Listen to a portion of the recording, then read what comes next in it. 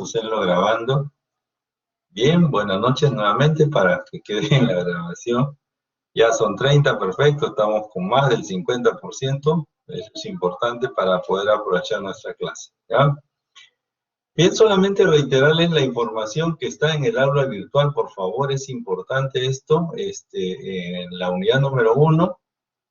A ver, permítame un segundo, me olvidé de compartir, pero vamos a hacerlo de inmediato. Aquí. Permítame un segundo, ya, correcto. Bueno, le decía, ¿no? En la unidad número 1 tenemos material ahí como la norma, que la vamos a revisar ahora. En la clase pasada no nos dio tiempo, ahora comenzaremos con ello. Y este libro de apuntes de concreto armado del ingeniero Gianfranco Tassi, que en alguna vez fue mi profesor de sismo resistencia hace muchos años atrás, pero sigue enseñando en la Universidad Católica, ¿no? Muy buen libro que tiene, ¿ya? Y para esta semana, es decir, esta segunda unidad que ya la hemos aperturado, que tiene casi, diríamos, todos los temas hasta el examen parcial. Así que aquí hay bastante trabajo que hacer a lo largo de esta unidad, ¿sí? Todas las unidades están listas en realidad, ¿no? Solamente para desplegarse, ¿de acuerdo? Así que estamos ya en la segunda unidad. El día de hoy vamos a trabajar los conceptos de diseño en flexión, ¿cierto? Tratando de entender no solamente por los resultados, sino de la construcción de las ecuaciones que nos permitirán diseñar y resolver situaciones en flexión pura, ¿ya? Pero para los que ya están, como quien dice, embalados, están al 100%, aquí tienen material para revisar, por cierto, ¿ya? Siempre va a haber material para ustedes para revisar. Muy bien, señores, entonces, ya tenemos en este momento 33 alumnos. Bien, vamos a revisar lo que habíamos quedado pendiente. Habíamos quedado pendiente la norma 060. Esta norma, como ya les indiqué, espero que haya podido reconocer, no recuerdo exactamente si en la sesión pasada les indiqué que la norma, ¿no es cierto? Si bien es cierto, estamos aplicando a esta versión al Perú, tiene mucho, digamos, de la norma americana, es decir, del ACI. La razón es muy simple. La norma del ACI está respaldada, ¿no es cierto?, no solo por la infraestructura tecnológica, física, sino por la cantidad de laboratorios que implican resolver y digamos, darnos pautas, ¿no? Nosotros como país del tercer mundo no tenemos esa capacidad, así que nos adherimos a la norma 060, a la norma del ACI, perdón, de la parte del oeste, ¿no?, de California, en el cual el ACCE, que es la base primordial, pues nos permite tener una, ¿cómo se dice?, una pauta para nuestra norma, ¿ya? Una cosa es el ACI, por si acaso, y la otra es el ASCE, ¿ya? Son dos normas complementarias. Muy bien. Sin embargo, lo que quería hacer es notar y para tomar en cuenta es que esta norma tiene la misma base de las unidades. Eso significa que está en el sistema internacional. Y cuando hablamos del sistema internacional, este paquete, digamos, de norma está en unidades, por ejemplo, de fuerza, newtons, ¿no? Esfuerzos en pascales y distancias en milímetros, ¿ya?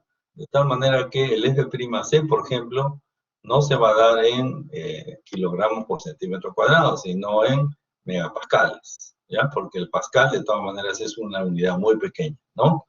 De tal manera que se toman en megapascales. Y para que no tengamos inconveniente con las ecuaciones, esta norma de 0,60 tiene en la parte final aquí un anexo. Está bien, a ver si lo tenemos, es un poquito más adelante. Aquí está. El anexo número 2, está bien, esto está en la página 199 aproximadamente, ¿cierto? En la cual nos hace ver que el sistema que se está utilizando, ¿de acuerdo? Aquí, ¿no es cierto?, es el sistema MKS, o sea, la transformación, en la cual 1 kilonewton equivale a 10 kilogramos fuerza, ¿ya? Así. Y obviamente también 1 megapascal, ¿no es cierto?, es equivalente a 10 kilogramos fuerza por centímetro cuadrado. Lo que implica entonces que, por ejemplo, 210 kilogramos por centímetro cuadrado representa 21 megapascales. Bien, Hay elementos que vamos a tener que recurrir en su debido momento. Por ejemplo, está la ecuación del módulo de elasticidad del concreto, que es 15.000 por el raíz cuadrada del F'C, ¿no es cierto? Y en este caso sí podemos colocar aquí el F'C en el sistema MKS, o sea, 210 kilogramos por centímetro cuadrado, por ejemplo, ¿no? Sin embargo, si queremos usarla en su versión original, fíjense, esta es la ecuación número 8.3. Esto creo que está en la página 60, más o menos. ¿Sí? 8.3, lo veremos por aquí. Un segundito. 8.2, 8.3, aquí está, ¿no? Esta ecuación representa 4.700 raíz cuadrada de el F'C, siempre y cuando el F'C esté en megapascales. Sí, a ver, ahí tenemos una consulta. Dígame, Roger, le escuchamos. Roger,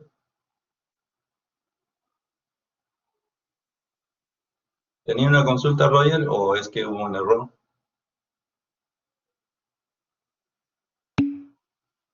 A ver. Ah, fue un error, ya, ok, no hay problema.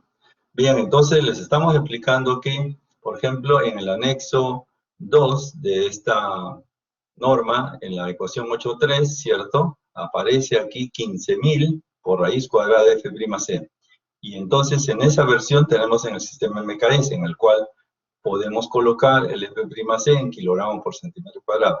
Pero si usted toma la norma tal como está en los capítulos que estamos revisando, todo el sistema está en el sistema internacional, ¿cierto? Y aquí está claramente expresado para recordarnos que está en megapascales. El F'C, entonces tendríamos que ingresar como ¿qué? Como 21 megapascales, ¿ya? Y así. Entonces, tener cuidado al usar estas ecuaciones, que las vamos a ir, digamos, considerando, por supuesto que sí, sin embargo, hay que tener cuidado con esta información, ¿ya? Muy bien. Habíamos nosotros trabajado también en la última sesión en que el diseño por resistencia, ¿no es cierto?, contempla no solamente el hecho de que la capacidad, llamémosles así, de los elementos van a ser minorados, ¿no es cierto?, sino que también la carga externa va a ser amplificada. Entonces, lo que tendríamos es que phi, ¿no es cierto?, phi Rn representan dos factores, ¿cierto? Estos dos factores tienen la siguiente connotación. Phi es un valor menor que la unidad, siempre menor que la unidad. Y el primero que vamos a aprender es phi igual a 0.9, ¿cierto? Para flexión, ¿sí? Para flexión, ¿ya? Y el valor de Rn es la capacidad nominal, ¿m? La capacidad nominal, ¿ya? Así se le llama, nominal.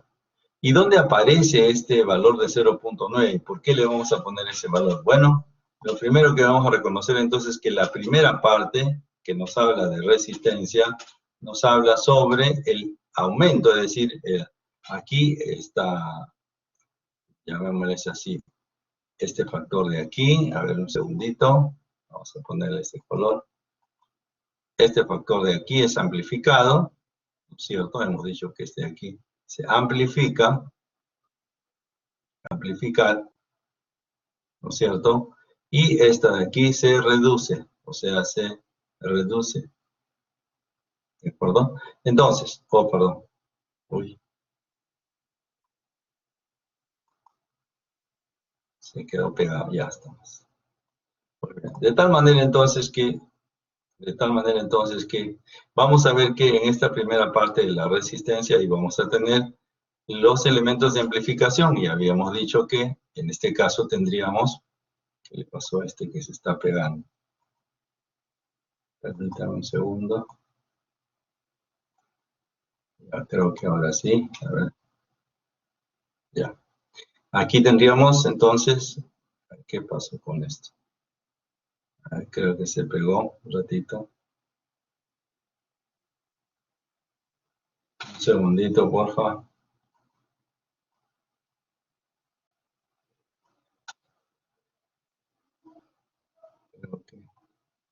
Esperemos que ahora sí. A ver, permítame un segundo. Y ahora sí. Vamos a borrar esto. cuestiones tecnológicas, ¿no? Bueno, decíamos entonces que en esta parte teníamos la primera amplificación. Esto llamaríamos entonces la primera combinación. Combinación número 1. Aquí tienen los factores de amplificación de la carga muerta y de la carga viva, ¿cierto? Repito, esta es la primera combinación, ¿ya? La primera combinación. La segunda combinación la tenemos aquí, combinación número 2, cuando utilizamos el signo más, es decir, este signo de aquí, el signo más. La combinación número 3, cuando utilizamos el signo negativo, este de aquí, acá abajo. Y aquí tenemos dos más. Tengo la combinación número 4, también cuando usamos el signo positivo. Ahí estamos. Y la combinación número 5, si usamos el signo negativo, ¿cierto? Que se encuentra aquí. Ahí tenemos. Entonces, de esas, bueno, esto por el momento no vamos a usar. De esas de esas 5 combinaciones, tomamos el mayor, ¿de acuerdo? Aquí tomamos el mayor. Y si estamos trabajando entonces con M, es decir, momento flector, ¿cierto? Tomaremos el M último, que es el mayor de todos ellos. La combinación más alta será tomada como el MU. Y este es el MU que aparece aquí, ¿de acuerdo? Y este factor phi para el caso de flexión va a ser igual a 0.9.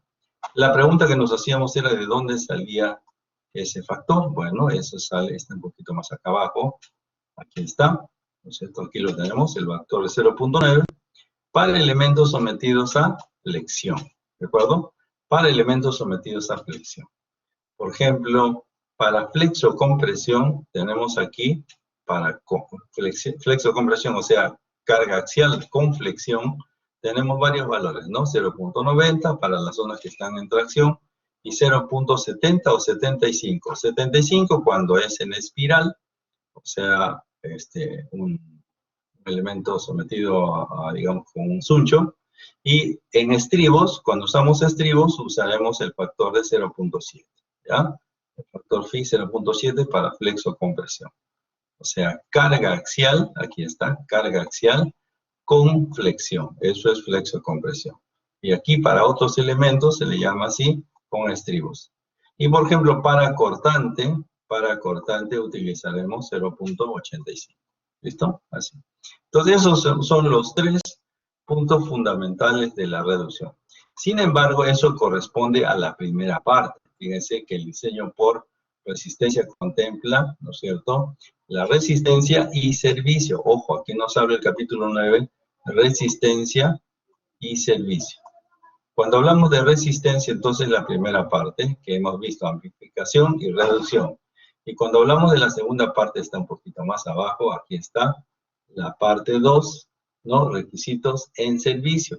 ¿Qué significa requisitos en servicio? Bueno, significa el control de deflexiones, ¿de acuerdo? El control de deflexiones. Eso significa que, si bien es cierto, tenemos tablas para considerar los espesores mínimos en las vigas y en las losas, ¿no es cierto?, L sobre 24, L sobre 10, siendo L la luz libre entre los elementos. También es cierto que un poquito más adelante, eso lo vamos a ver en su debido momento, pero les voy adelantando, tenemos que controlar las deflexiones máximas admisibles. Es decir, por ejemplo, una viga, ¿no es cierto?, que tiene una longitud de, pues, 6 metros, por ejemplo. Entonces, si lo divide usted entre 480, le va a salir, si no me equivoco, 1.25, ¿cierto? 600 centímetros entre 480 me va a dar entonces, bajo estas condiciones, por cierto, me va a dar esto con 1.25 centímetros. ¿Qué quiere decir esto? Que en servicio yo no puedo admitir que la deflexión en el medio de una viga me salga un valor mayor que 1.25 centímetros. ¿Qué es lo que tendré que hacer? Habrá que corregir para que se controle el efecto de deflexión, que es control en servicio. ¿Listo? Así. Entonces, ya tenemos en cuenta que el diseño, ¿no es cierto?, por resistencia, contempla dos partes. Propiamente dicho, en resistencia, combinaciones para la amplificación de las cargas, esta de aquí, y la reducción de la capacidad nominal implicada por estos factores, ¿de acuerdo? Eso en la primera parte. Y en la segunda parte lo que haremos será, pues, controlar en servicio las deflexiones. ¿Listo? Eso nos faltó entonces completar de la clase anterior, que naturalmente nos va a servir de parámetros, ¿cierto? Entonces, moraleja de todo esto que estamos revisando. Yo le sugiero que usted haga un resumen, revise usted la lectura del capítulo 8, el capítulo 9, ¿de acuerdo? Este capítulo 8 y el capítulo 9, que son los primeros que estamos aplicando para considerar el tipo de diseño que queremos, ¿ya? El diseño que queremos es por resistencia, ¿ya? Por resistencia. Muy bien, entonces no se necesita imprimir, ¿no es cierto? Pero sí tenerlo bien remarcado, es decir, ustedes pueden subrayar, colocar toda la información que requieran explicativa para que después simplemente lo utilicen, ¿no es cierto?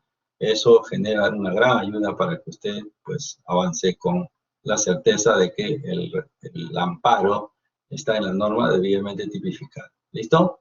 Bien, de hecho nosotros vamos a regresar a todas estas partes que estamos viendo en forma global, ¿no? En forma macro. Vamos a regresar ahí, no se preocupe. Bien, con esta aclaración que tenemos de la clase pasada, vamos ahora entonces a dar a conocer el objetivo para esta sesión. En esta sesión vamos a iniciar nuestros criterios de diseño en flexión, ¿de acuerdo? El criterio de diseño en flexión. Y claro, el diseño en flexión lo vamos a trabajar bajo el criterio de el comportamiento de una viga en flexión pura, ¿ya? Y vamos a considerar cuáles son las hipótesis para el elemento de flexión, los tipos de fallas que se producen en flexión, el análisis de una sección rectangular y esperemos ver más adelante la cuantía balanceada y el acero requerido. ¿Qué es lo que estamos tratando en principio de reconocer? Muy bien, lo primero que tenemos que garantizar es que el análisis que vamos a hacer es en flexión pura. Pero, ¿qué es flexión pura para nosotros? Bueno, se supone de que ustedes ya con los conceptos de análisis podrían decirme qué cosa es flexión pura, es lo primero. Lo segundo que tengo que reconocer es que el análisis lo vamos a hacer en una sección rectangular, ¿de acuerdo? Entonces, yo voy a tener una sección rectangular, ¿sí? Así.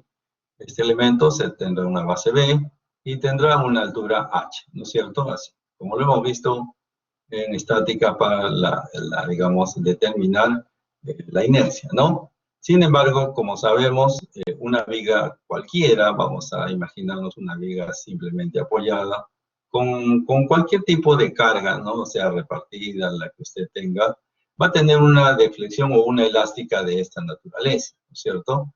Y entonces podemos recurrir a este punto de aquí en el cual tengamos un momento máximo positivo, ¿cierto? Y la zona en la fibra de tracción, o sea, esta parte inferior, será traccionada, ¿está bien? Entonces aquí requeriremos el uso de ¿qué cosa? De una posición del acero. Esta fibra de aquí, como comprenderán, la parte superior estará comprimida y la parte inferior traccionada. Por lo tanto, aquí vamos a determinar una distancia, ¿no es cierto?, al eje. ¿Quiere pintar este? Bueno, a ver, veamos. Ya. La distancia está, ¿no es cierto?, desde la zona comprimida al eje del acero, le vamos a llamar peralte efectivo o simplemente D. ¿Está bien? Muy bien. Vamos ahora entonces a analizar qué sucede con el comportamiento de una viga en flexión pura. Lo primero que tenemos que garantizar que lo que vamos a realizar o estudiar es flexión pura. ¿Qué cosa significa flexión pura? Bueno, flexión pura significa que el cortante tiene que ser cero, ¿de acuerdo? Aquí esto induce a pensar que el cortante es cero. ¿Y cuándo va a ser posible que se dé flexión pura y que el cortante sea cero? Bueno, ustedes, si se acuerdan, a ver, vamos a hacer un pequeño sondeo, ¿cierto? A ver, perdóname la longitud, pero si tuviéramos una carga P en medio, ¿cierto? Una simplemente apoyada. Mi diagrama de momento flector sería aproximadamente así. Mi diagrama de fuerza cortante sería así, ¿cierto? Creo que no dudamos en eso, diagrama de momento flector y diagrama de fuerza cortante, ¿cierto? Fuerza cortante. Muy bien. Pregunto, en este esquema de aquí, ¿tenemos flexión pura? Pregunto. A ver, voy a Vamos a ver, que nos dicen, tenemos flexión pura en el medio, dice Luis Felipe. Podría ser. A ver, ¿alguien más? Me gustaría saber el gráfico que hemos mostrado. Tenemos flexión pura. Aquí, repito, la pregunta es, en este esquema que estamos mostrando aquí, ¿tenemos flexión pura? Eso se va a dar, por ejemplo, en el extremo izquierdo, en medio o a la derecha, si fuera eso posible. ¿Ven? ¿Ustedes qué me dicen?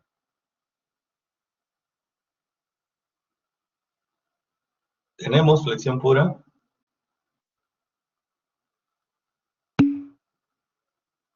Natalia dice que sí, Adrián también. ¿Y dónde tendríamos flexión pura? ¿En qué lugar? ¿A la izquierda, en el medio o a la derecha?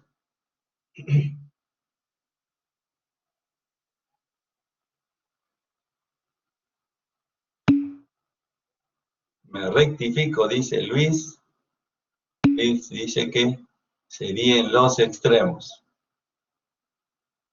Muy bien. ¿Alguien más quiere opinar? Ya, miren. Vamos a tener que recordar esta estática, ¿no es cierto? Para que nosotros tengamos flexión pura y que el valor del B, porque acá estoy indicando que el cortante sea 0, los únicos lugares en este momento que tienen cortante 0, sí es cierto, en los extremos y en medio, ¿está bien? Pero hay algo más, ¿no es cierto? Si el cortante es 0, ¿qué es lo que tiene que pasar con el momento? Porque hay una relación entre ellos, ¿no? ¿Por qué? Porque la derivada del momento es el cortante, ¿está bien? Y la integral del momento, perdón, la integral del cortante es el momento. Entonces, el momento, bajo ese criterio, ¿qué tendría que ser? Tendría que ser constante, ¿de acuerdo? La derivada del momento me va a dar el cortante y eso debería ser constante. Pero en ninguna parte el momento es constante, todo lo contrario. Aquí está creciendo positivamente y aquí decrece, está bien, pero en ninguna parte es constante. Quiere decir que este elemento que tenemos aquí no nos sirve para el análisis de una viga en flexión pura. ¿Qué es lo que sucede en la realidad? O sea, me refiero al laboratorio. En el laboratorio se da este sistema. ¿Ya? Lo voy a hacer un poquito más grande. Y aquí tendríamos el elemento así. Bueno, lo que se hace es colocar un par de rodillos.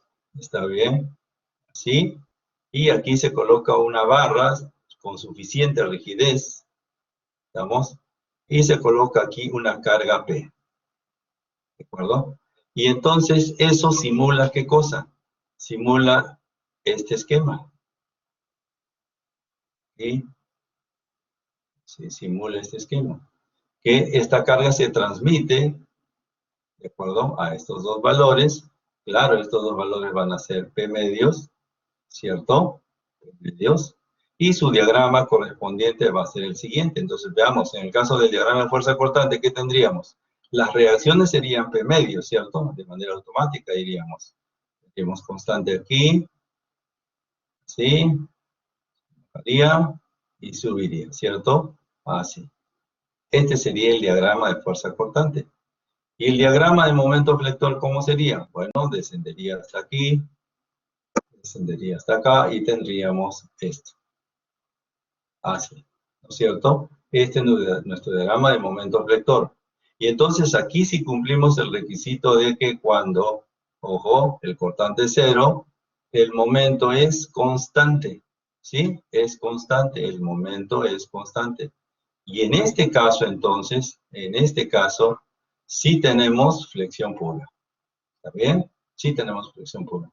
Por lo tanto, este es el sistema que se utiliza en el laboratorio. ¿De acuerdo? Ese es el sistema que se utiliza en el laboratorio. ¿Para qué? Cuando tenemos entonces una viga, esta viga está de aquí, es esta sección, ¿cierto? Esta es una sección que va a ser expuesta a una carga que se va a ir incrementando, es decir, esta carga podemos ir llevándola desde 0 hasta que esta viga falle, ¿no? Colapse. Y eso es lo que vamos a realizar de inmediato de manera simulada, ¿ya? ¿De acuerdo? Entonces, vamos a tener que recordar esto de aquí, por favor, señores, esto es teoría. Ustedes tienen la base para entender, ¿ya? Entonces, repito, flexión pura, cuando el cortante es 0, eso significa el momento constante, nuestra relación vendría a ser este tipo de gráficos. ¿Y de dónde proviene esto? De este esquema, y la realidad ya en el laboratorio, o sea, físicamente, se produce de esta manera, ¿ya? Más adelante vamos a colocar un video para que lo puedan visualizar y ver cómo es que esto se va llevando a cabo. ¿Listo? Muy bien. Entonces, nuestra tarea en esta sesión va a ser interpretar, ¿cierto? Interpretar la flexión pura para considerar a partir de ello las hipótesis en flexión, ¿cierto? El análisis y llegar a, si es posible, a un ejercicio de acero requerido. ¿Listo? Muy bien. Esa es nuestra tarea el día de hoy. Entonces, vamos a verificar, aquí está, el texto nos dice que para verificar el comportamiento de una viga sujeta a flexión pura, someteremos una viga simple, ojo, una viga simple, ¿no es cierto?, a un par de cargas, a eso nos referíamos con esos dos rodillos, con una intensidad variable. ¿Qué significa esto? Que vamos a colocar primero una carga, en principio, 0, luego vamos a colocar una carga segunda que va a ir incrementándose, por ejemplo, y hasta que lleguemos a una carga N, que vendría a ser la carga última, cuando colapsa. ¿Está bien? Entonces, desde 0, dice, ¿no es cierto?, hasta que la viga falle. ¿Está bien?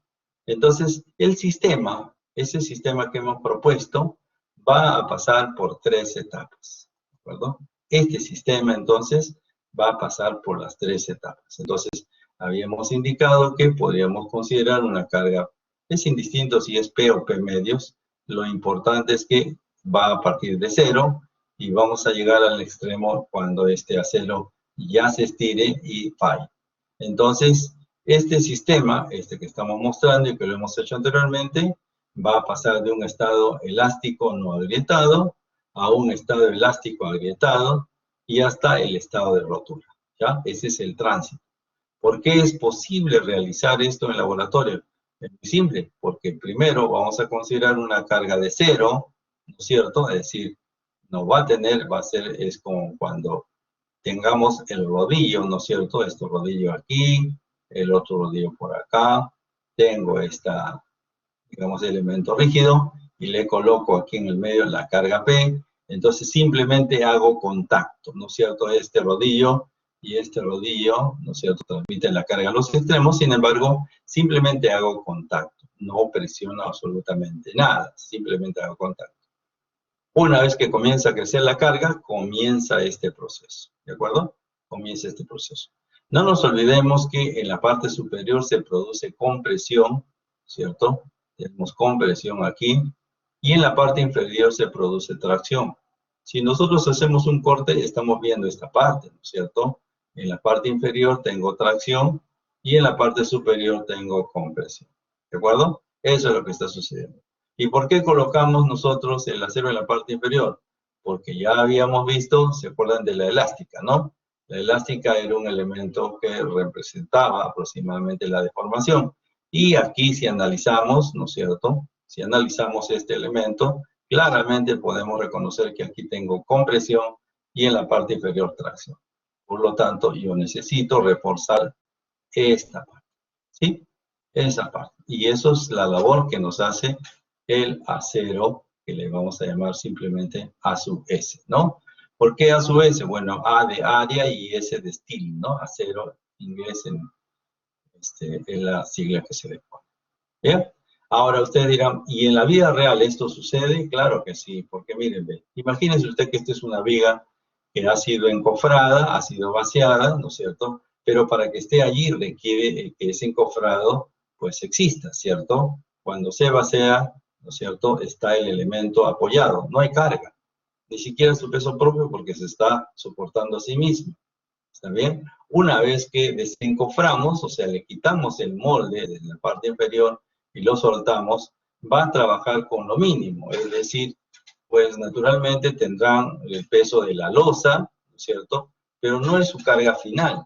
Su carga final es en servicio, es decir, cuando tengamos la carga allí impuesta encima de ellos. Pero ojo, todavía nos falta el contrapiso, nos falta el piso acabado, nos faltan todos los demás elementos, ¿está bien? Todos los demás elementos que se consignan naturalmente en una en un ambiente cualquiera, ¿no? De tal modo entonces que esa carga va a ir incrementándose progresivamente. Entonces, esos tres estados van a corresponder a esa circunstancia. ¿Muy bien? Vamos a entonces a reconocer cuál es ese primer estado, ¿de acuerdo? El primer estado nos dice que es el estado elástico no agrietado, ¿de acuerdo? Y vamos a tratar de entender por qué se le llama así, estado elástico no agrietado. Acá nos indica que es el primer estado, ¿de acuerdo? Los esfuerzos, o sea, donde los esfuerzos de compresión y tracción en la sección no superan la resistencia del concreto, por lo cual no se presentan rajadores. ¿Eso qué quiere decir? Que en la parte inferior, esto en la parte traccionada, no hay grietas, ¿está bien?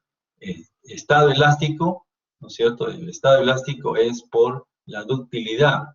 Bueno, en este caso, el concreto no se agrieta todavía, ¿ya? Entonces, esquemáticamente, ¿cómo lo vamos a representar? De la siguiente manera. Aquí no nos olvidemos que tenemos la parte de tracción, ¿cierto? Aquí tenemos la tracción. Sí, permítanme un segundo.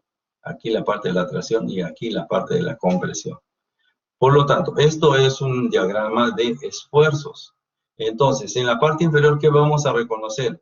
Vamos a reconocer que el esfuerzo del concreto en tracción, esto es, repito, el esfuerzo del concreto en tracción, que es esta parte inferior, es menor que el esfuerzo de rotura. Habíamos visto anteriormente que el esfuerzo de rotura alcanza en promedio 1/10 de la capacidad a compresión, ¿no? Eso es una manera de medirla. Otra manera de medirla, y es la que vamos a usar porque está en la norma, FR es 2 raíz cuadrada de F'(c), ¿de acuerdo? Así. Entonces, si este valor representa más o menos, por ejemplo, para tomar la otra alternativa, FR, habíamos dicho que más o menos es 1/10 del F'(c), ¿cierto? Si trabajáramos, por ejemplo, ¿no? Con un F'(c) de 210, ¿está bien? De 210, aquí tendríamos más o menos 21 kilogramos por centímetro cuadrado, ¿no es cierto? Entonces, este primer estado elástico no agrietado es cuando el esfuerzo del concreto en tracción todavía es menor que 21, ¿de acuerdo? Así, para tener la referencia, ¿ya? Menor que 21. ¿Y cuándo termina esta etapa? Esta etapa, ¿no es cierto? Esta etapa va a terminar hasta aquí, cuando el FCT, o sea, el esfuerzo del concreto en tracción, se aproxima a este valor, o sea, prácticamente es igual. Allí termina la primera etapa, ¿de acuerdo? Entonces, el estado elástico no agrietado culmina cuando el FCT, el esfuerzo del concreto en tracción, es aproximadamente igual al FR. ¿Por qué? Cuando supera este valor, es decir, cuando el FCT, ¿cierto?, supera el valor de, vamos a ponerle en cifras, a un FR igual a 21, o sea, póngase que esto es 22 y esto es 21, entonces esto se invierte. Si se dan cuenta, aquí es menor que. Si es que es mayor que, ¿qué es lo que le pasa al concreto? Inmediatamente se fisura, ¿de acuerdo? Se fisura aquí, ¿ya? Se fisura. Repito entonces, aquí nosotros vamos a tener el límite. El límite del estado elástico no agrietado es porque el concreto todavía no se ha rajado. Pero cuando ya se alcanza este FR, ¿de acuerdo? Y se supera, entonces estamos entrando aquí, ya estamos entrando aquí al siguiente nivel, al estado elástico agrietado. ¿Bien? Pero aquí reconocemos en la primera instancia, repito, el estado elástico no agrietado, ¿no es cierto?, es cuando el FCT, o sea, el esfuerzo del concreto en tracción, es menor que el esfuerzo de rotura. ¿Sí? ¿Hasta dónde es? Hasta que lo iguale por defecto, o sea, no por exceso, sino por defecto, o sea, debajo de FR. ¿Ya? ¿Listo? Bien, no sé si tenemos alguna inquietud. ¿Qué es lo que sucede en la parte superior? Aquí estamos analizando solo en la parte de tracción. ¿Qué es lo que sucede en la parte de compresión? El esfuerzo de compresión del concreto, porque recuerde que solo estamos analizando el concreto, el acero en este momento está durmiendo, es decir, el acero ni se ha enterado que existe, ni sabe por qué está ahí, ni se ha enterado. O sea, toda la sección en este momento, en este estado elástico no agrietado, toda esta sección es concreto, ¿de acuerdo? Es concreto. De tal modo entonces que, para que lo vean mejor, todo este concreto de aquí prácticamente está durmiendo. ¿Por qué? Porque no se ha rajado todavía. En este instante, entonces, estamos analizando toda la parte de tracción, pero la pregunta es, ¿y qué sucede en la parte de compresión? Bueno, en la parte de compresión reconocemos que el esfuerzo del concreto es menor que, perdón, es mucho menor que, ¿no? O sea, este doble menor que sería mucho menor que el esfuerzo de compresión del concreto. O sea, en esta etapa, en la zona de compresión, el esfuerzo de esta zona es mucho menor que el esfuerzo de compresión, ¿ya? Sin embargo, hay una cosa interesante que reconocer, ¿no? Si bien es cierto, aquí el FCT es menor que el FR y aquí casi llega a ser igual, entonces, permaneciendo estos dos valores casi cercanos, observen ustedes que el eje neutro va a subir. Lo tenemos primero aquí y luego, fíjense, supera esa distancia y va un poco más arriba, ¿no es cierto? ¿Por qué? Porque existe una relación proporcional, ¿no? Una relación proporcional que es esta línea, ¿no? Esta línea. De tal modo entonces que el eje neutro va a subir. O sea, el eje neutro va a ser dinámico, ya no va a ser estático. Claro, no nos olvidemos que en este caso estamos aumentando la carga, por un lado. Y por otro lado, tenemos dos materiales distintos. Cuando nosotros hemos trabajado el eje neutro en mecánica de materiales, teníamos dos considerando, ¿no? El primero es que es un solo material, ¿no? En estática también, es un solo material. Y segundo, que es una carga específica, ¿no? No es un cambio de carga, como está sucediendo en ese sentido. Muy bien, no sé si tenemos alguna inquietud, alguna pregunta. Hasta aquí, ¿todo claro? A ver, veamos. Un segundito. Bien, ¿tenemos alguna inquietud, alguna pregunta aquí? Ah, perdón, aquí hay una pregunta. Dice, profe, no escuché bien, ¿qué es el FR? Es lo que llamamos el módulo de rotura, ¿ya? Del concreto, ¿ya? El módulo de rotura del concreto a tracción. Ese es el FR. El FR es igual a 2 por la raíz cuadrada del F', ¿ya? Aquí lo tenemos, este de acá. FR es el módulo de rotura, el esfuerzo del concreto a tracción, ¿ya? Eso es. Bien, habíamos dicho que aproximadamente es un décimo, pero si usted encuentra esta relación es un poquito más alto. ¿Y cuál vamos a usar, diría usted? Bueno, esto es para efectos, digamos, referenciales, ¿no? Sin embargo, esto sí es normativo, estos tienen nombre. Entonces, nosotros vamos a emplear el módulo de rotura como 2 raíz cuadrada del F', ¿ya? Esto vamos a emplear. Muy bien. Ya con esto, entonces, tenemos, creo yo, como quien dice, ya consabido o reconocido las características del primer estado, el estado elástico no agrietado. ¿Por qué se le dice que no es agrietado? Porque el concreto todavía no se ha fisurado. Pero, repito, si pasamos el FR, ¿no? Si el módulo de ruptura es incrementado, entonces ya tendríamos que pensar que el concreto se fisuró y es ahí donde el acero se da cuenta que existe y tiene que trabajar. ¿Listo? Bien, vámonos entonces al siguiente estado. En el siguiente estado, cuando nos estamos refiriendo, ¿no es cierto?, nosotros al estado elástico agrietado, es que al decir agrietado, ya el concreto, ¿cierto? El concreto se ha fisurado. Entonces, por eso tenemos aquí, estado bajo el cual se producen las primeras rajaduras. El eje neutro, bueno, aquí deberíamos decir, asciende nuevamente conforme la carga aumenta. Por cierto, la carga es dinámica. El esfuerzo de tracción es íntegramente absorbido por el refuerzo, o sea, por el acero. ¿Por qué? Porque al tener fisurado el concreto, ya quien está trabajando es el acero. Ahorita lo vamos a analizar. La sección es menos rígida. ¿Por qué es menos rígida? Porque su altura de zona de compresión ha disminuido, ¿no es cierto? Y su inercia naturalmente también disminuye. En esta etapa en el concreto tiene una distribución lineal todavía y los esfuerzos en compresión llegan a ser al 50% del F'. Muy bien, ¿a qué se refiere entonces con eso? Aquí vamos a interpretar. Habíamos dicho nosotros que hasta aquí, ¿cierto? Hasta aquí teníamos el estado elástico no agrietado. Una vez que aumentamos el FCT, ¿no es cierto?, el esfuerzo del concreto en tracción es mayor que el módulo de rotura, entonces automáticamente quien despierta es el acero.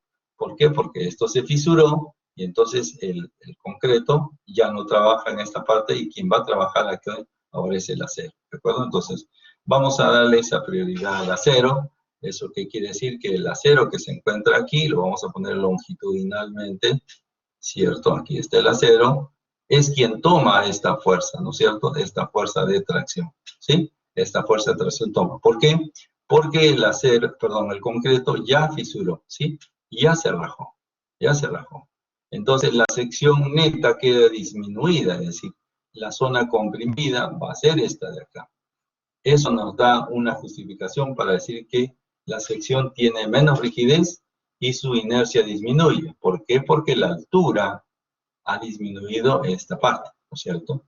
La inercia disminuye, ¿ya? Entonces, al comenzar a tomar en cuenta que el acero va a trabajar, es decir, estaba primero dormido, ¿por qué? Porque nadie lo había invitado, pero ahora sí, ya entró, entonces va a tener un esfuerzo, y ese esfuerzo está dentro del rango elástico. ¿Qué quiere decir esto? Si nosotros nos acordamos de esta, ¿cierto? Aquí, esto es FI, aquí tenemos el esfuerzo, y esto es epsilon, ¿cierto? Mecánica de materiales, señores. Cuando nosotros ya entramos, ¿no es cierto?, a una primera etapa, aquí tengo un Fs, el esfuerzo de la cera, es F steel, ¿no es cierto? Y hasta aquí lo que tenemos es, ¿qué cosa? El estado en el rango elástico. Nos encontramos precisamente en ese sentido, en el cual Fs es menor que el Fi, ¿de acuerdo? Entonces, en esta segunda etapa, ¿no es cierto?, comenzamos el estado elástico agrietado, ¿no es cierto? Comenzamos la segunda etapa. ¿Por qué? Porque tenemos que ya se cumple que el concreto ha fallado, o sea, el esfuerzo en el concreto de tracción es mayor que el módulo de rotura, por lo tanto, ya se fisuró y quien despierta a trabajar es el acero y que asume el control, ¿no? ¿No es cierto?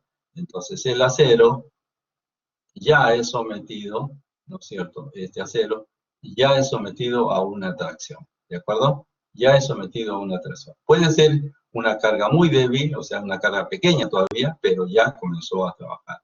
Y claro, este elemento se va a ir estirando, ¿no? Se va a ir estirando para que, así, ¿cierto? Este acero se va a ir estirando. Aquí tendremos un T2, por ejemplo, y pues obviamente va a llegar un momento en que se le va a formar ¿qué cosas? ¿Se acuerdan de esto? Supongo, ¿cierto? Aquí tendremos un TU, que ya será para la última parte, ¿no? TU, ¿sí? ¿Está bien? En la parte que tengamos una rotura, ¿no es cierto? Entonces, eso es lo que está sucediendo. Primero, repito, el acero ni se enteraba, y luego comienza a trabajar, la carga sigue incrementándose, ¿sí? La carga sigue incrementándose, y esto va a suceder cuando lleguemos al estado de rotura, ¿de acuerdo? Pero estamos todavía en este rango de aquí, en el rango elástico, hasta que pasa el rango plástico y ya entramos al estado final. Muy bien, entonces, esto en la parte de tracción, ¿de acuerdo? En la zona inferior. ¿Qué sucede en la parte superior, en la zona de compresión? Pues obviamente ha ido creciendo también, ¿ya? Ha ido creciendo ese valor, de tal modo que ahora el esfuerzo del concreto en la parte superior va a alcanzar el 50% del F'C. Aquí, en los casos anteriores, en el estado elástico no agrietado, era mucho menor que, pero en la medida que la carga ha ido incrementándose y que el acero ya comenzó a trabajar, entonces lo que obtenemos aquí que esta zona, ¿no es cierto?, de compresión alcanza el 50% del F'C. Otro comentario que se hace también es que dice, en esta etapa debemos considerar todavía el concreto tiene una distribución lineal. ¿Qué significa esto? Que todavía existe la proporcionalidad. Si usted se da cuenta, esto es lineal, y lo que tenemos es lineal respecto al eje neutro, ¿no? Respecto a este eje neutro, ¿cierto? Es a esto, como esta distancia es a esto. Relación proporcional, ¿está bien? Eso es lo que pretende.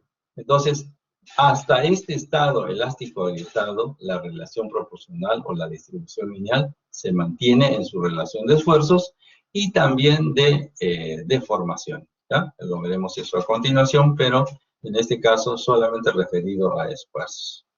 Este es el estado elástico agrietado, donde se mantiene la distribución lineal.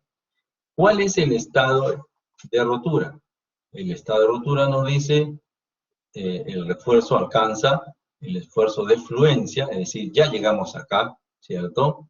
Y el concreto no llega a su máxima resistencia y los esfuerzos de concreto adoptan una distribución parabólica, aquí falta un término, trunca, que falla por aplastamiento.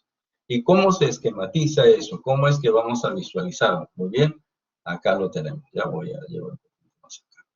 Entonces, cuando termina el estado elástico agrietado? Aquí. Aquí termina el estado elástico agrietado. ¿Sí? Hasta aquí fue el estado elástico no agrietado, ¿cierto? El estado elástico no agrietado. Entre este rango tenemos el estado elástico agrietado. ¿Por qué podemos identificar esto? Porque en principio, observe usted, en el caso del estado elástico, el estado elástico agrietado termina, ¿no es cierto?, cuando todavía el Fs es menor que el Fi, pero, o sea, en ese rango elástico hasta aquí. Pero cuando ya es igual, ¿no es cierto?, ojo, cuando ya alcanza la fluencia, el Fs es igual al Fi, o sea, llegamos aquí y ya estamos entrando a el estado de rotura. ¿Por qué? Porque ya la relación ya no se mantiene, la distribución de proporcionalidad ya no se mantiene. Y aquí ya se conforma, ¿no es cierto?, una distribución parabólica, ya no es lineal como un triángulo. Y entonces culmina cuando el Fs alcanza el Fi y nosotros tenemos una distribución, permítame completar esta idea, una distribución parabólica. Ya, vamos a poner, voy a dibujar primero esto un ratito, solo un segundito, para poderlo visualizar, ¿ya? Aquí, con este. Repito. A ver, no sé si se ve el puntero láser. ¿Alguien puede tomar el micrófono para no salir de la imagen? Sí se ve, profesor. Perfecto. Bueno, les explicaba lo siguiente, que el estado de rotura comienza aquí, ¿de acuerdo? Aquí comienza el estado de rotura. Primero, porque la distribución de la zona de compresión, ¿no es cierto?, ya no es lineal, como aparece aquí, sino tiene una distribución parabólica, ¿de acuerdo? Tiene una distribución parabólica. ¿Qué significa que el Fs es igual al Fi? Significa que estamos en este punto, es decir, el Fs ha alcanzado el máximo del rango elástico. Ahí tengo el máximo del rango elástico.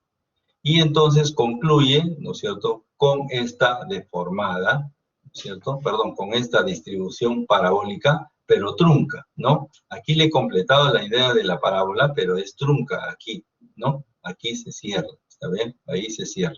Entonces, esta distribución no permite reconocer que el estado ha alcanzado su máximo valor y ya a partir de aquí simplemente entra a la zona de estricción y se fractura el elemento. Entonces ahí alcanzamos una máxima tensión, ¿ya? De tal modo entonces que esta, digamos, esta longitud sería el F'C y tengo otra longitud más adicional que vamos a usar que representaría esta distancia. La voy a ampliar por acá, ¿ya? Así. Si nosotros tenemos esta parábola, ¿cierto? Lo primero que reconocemos que esta parte es trunca. Y esta parte de aquí tiene un valor de 0,85 F'C. ¿Ya? Así. Y esta parte de aquí, claro, vamos a ponerle de este lado aquí.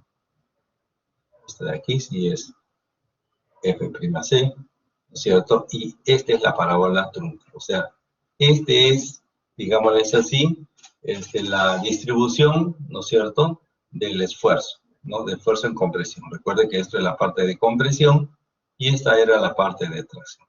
Entonces, la que cambia radicalmente es digamos, la distribución en la zona de compresión. Ya no hay relación proporcional y ya no es posible, digamos, encontrar esos valores muy fácilmente. ¿Está bien? Me refiero a que calcular esta área es ya un poquito más complicado, porque independientemente de que sea una parábola, lo ideal hubiera sido que sea una parábola completa, eso sí se podría hallar, pero esto es una parábola trunca, y al mismo tiempo que, naturalmente, hallar no solamente eso, sino hallar su centro de gravedad para aplicar aquí, perdón, el centro de gravedad, y para aplicar aquí la fuerza de compresión en el centro de gravedad, entonces lógicamente esto se complica más. ¿Listo? Entonces, esos son los tres estados. Recuerden ustedes que hemos partido del criterio que las cargas se han ido incrementando progresivamente. ¿Ya? Se han ido incrementando progresivamente. Tenemos tres estados entonces. El primer estado es el estado elástico no agrietado. ¿Qué es lo que significa esto? Que el concreto no se ha fisurado y el acero todavía no está trabajando. El estado elástico agrietado es en el cual, y ya lo podemos visualizar, ¿no es cierto? Podemos visualizar que esta parte de aquí corresponde al estado elástico no agrietado. A partir de ahí, cuando se iguala y se supera el módulo de rotura, entramos al estado elástico agrietado. La razón de entenderse agrietado porque el concreto sí ha fallado, se abre, y el estado elástico representa el estado elástico del acero. Así. Y luego en el estado de rotura, característica principal es que la relación lineal o proporcional de los esfuerzos ya no se mantiene y se mantiene en una distribución hasta el final de distribución parabólica trunca. Y naturalmente el FS, ¿no es cierto? El esfuerzo del acero alcanza el FI, es decir, este valor aquí, y ya permanece constante a lo largo de cualquier deformación. ¿Listo? Muy bien. Me gustaría saber si hay alguna inquietud, alguna pregunta respecto a lo que acabamos de concluir para entrar a la otra parte del tema. ¿Preguntas, señores?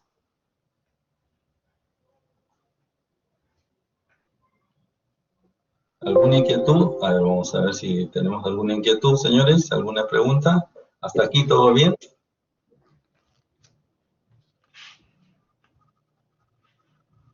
¿Sí? ¿Hasta acá? ¿Estamos bien? Ya, tenemos... ¿alguna pregunta, Diego? Diego tiene su micrófono prendido. ¿De repente quiere hacer una pregunta? No, ok. Bien, tenemos ya 20. Tenemos un poquitín más de la mitad, ¿cierto? Ya, espero que ya tenemos más alumnos, ¿cierto? Que se haya entendido. Sin embargo, si hay alguna consideración adicional, pues me la hacen saber. ¿Está bien? Perfecto. Ya, gracias.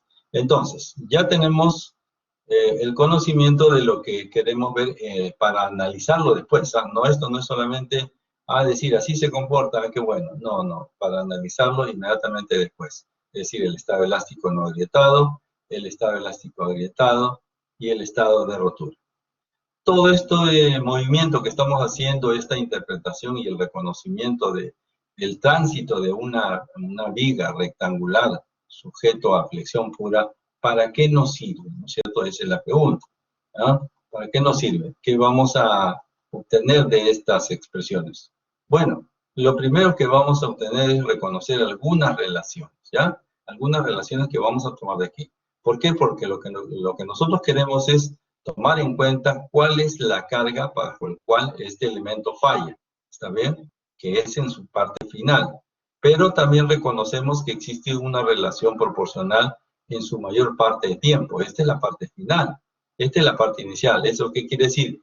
Que el mayor estado, o sea, en el tiempo de vida de una viga, el mayor tiempo está en el estado elástico agrietado. Ese es el mayor tiempo, ¿no? El estado elástico no agrietado es muy poco tiempo, y el estado de rotura también es muy poco tiempo. O sea, en uno rápidamente se fisura el concreto y aparece el estado elástico agrietado, y en el último tramo, pues rápidamente el FS alcanza el FI y entonces simplemente colapsa, ¿no? El concreto me refiero, ¿ya? El concreto.